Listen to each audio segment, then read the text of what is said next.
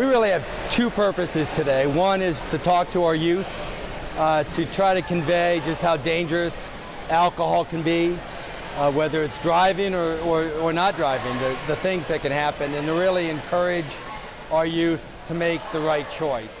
And the second message, and we're asking our kids to help us, go home and talk to their parents. Parents should be helping our kids, not harming them by serving alcohol. A lot of parents think if they do host a party at their house that they can keep an eye on the kids and they'll be safer, but the problem is it still leads to underage drinking. You still have kids leaving the party at some point, and it still opens the parents up to liability.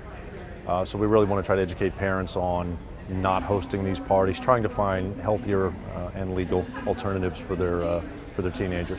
My hope with this is that our kids walk away with the understanding that it is about making good decisions. It is about good choices. There are lots of temptations out there for all of our kids on a weekly basis, in social situations, at football games, on the weekends, and I really hope that the message sinks in that, you know, they need to make good decisions. They have a bright future ahead of them, and you know, one poor choice, one beer party, or one situation where they don't have control could really jeopardize their very bright future.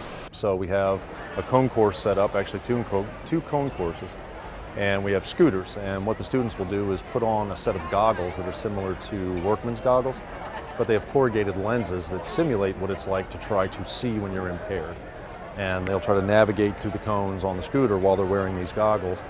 And we have them that simulate different levels from a 0.08 to a 0.16, so you can see different levels of intoxication, how that would affect your vision and your ability to actually move.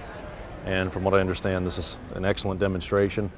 And we also have, if you're familiar with the cornhole game, we have our own FCPD cornhole game.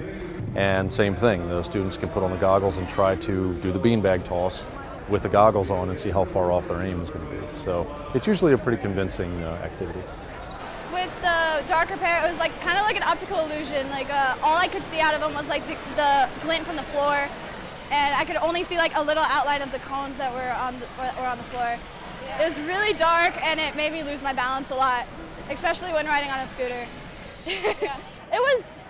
I had the day ones on. It was like wearing like a really pair of messy goggles, but it was so distorted that it was really hard to like just walk straight and aim straight.